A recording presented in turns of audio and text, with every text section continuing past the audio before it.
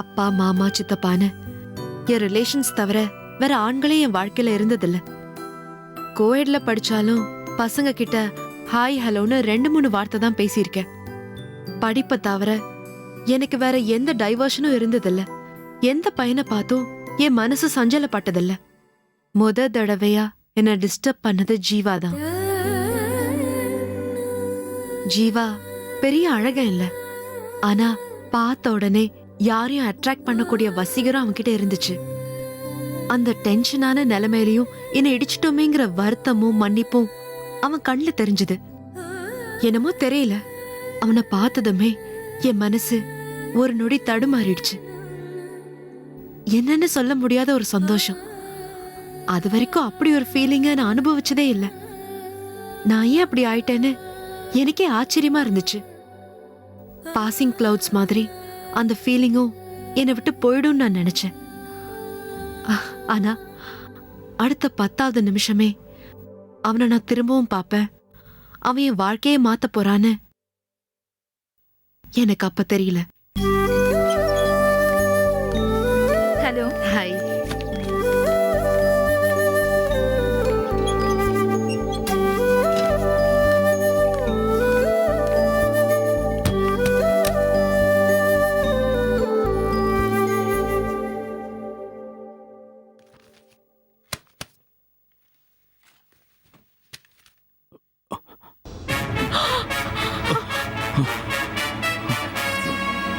யார் நீங்க? தயவு செஞ்சு என்ன காட்டி கொடுத்துறாதீங்க ப்ளீஸ் ப்ளீஸ். யார் நீங்க? எதுக்கு ஏன் ரூம்ல இருக்கீங்க இப்போ? அவசரத்துல எங்க போறதுன்னு தெரியாம இங்க வந்துட்டேன். ஐ அம் சாரி, நான் போயிடுறேன் ப்ளீஸ். ரோட்ல நீங்க ஓடி வரதையும் போலீஸ் துரத்துறதையும் பார்த்தேன். ஏன் போலீஸ்க்கு பயந்து ஓடுனீங்க? என் சூழ்நிலை அப்படிங்க. நான் செய்யாத தப்புக்கு போலீஸ் தான். ப்ளீஸ் ப்ளீஸ் என்ன காட்டி கொடுத்துறாதீங்க ப்ளீஸ்.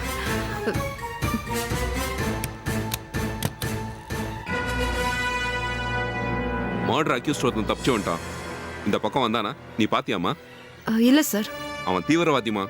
இந்த ஏரியாவை விட்டு எங்கேயும் போயிருக்க முடியாது. எல்லா இடத்துலயும் சர்ச் பண்ணிட்டு இருக்கோம். உன் ரூம்லயும் வந்து. இல்ல சார், என் ரூம்குள்ள யாரும் வரல.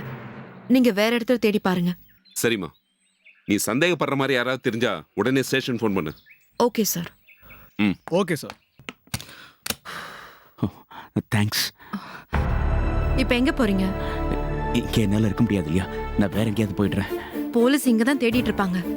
நான் போய் பார்த்துட்டு வந்து உங்களுக்கு சொல்றேன், அப்புறம் போங்க. ஓகேங்க.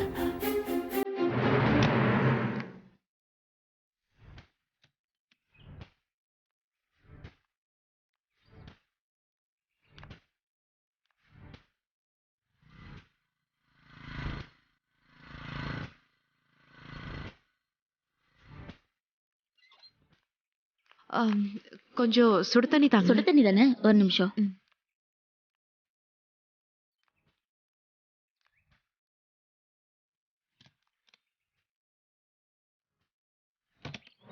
போலீஸ் போயிட்டாங்க, வெளியும் யாரும் இல்ல. நீங்க கிளம்புங்க. தேங்க்யூ. எக்ஸ்கியூஸ் மீ, உங்க பேரு? ஜீவா. பார்த்து ஜாக்கிரதை.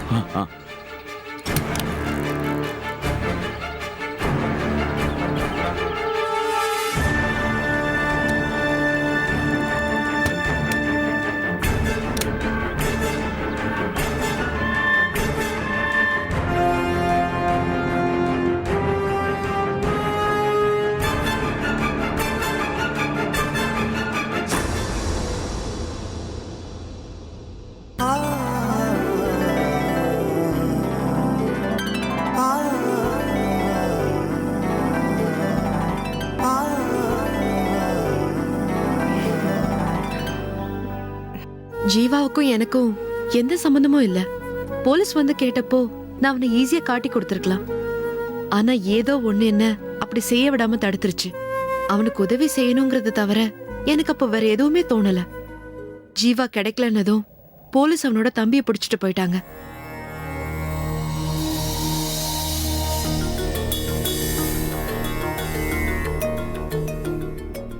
ஜீவாவோட தம்பி யாருன்னு தெரியுமா உங்களுக்கு?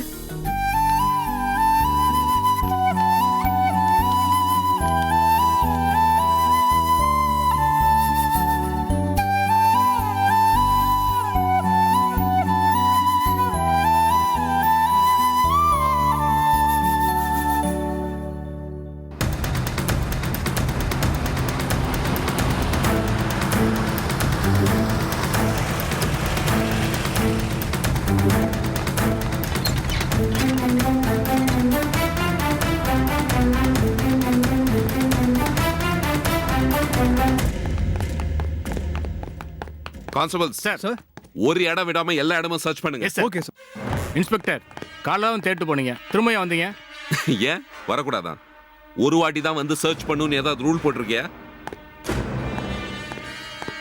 ஏய் ஜீவாங்க தெரியாது.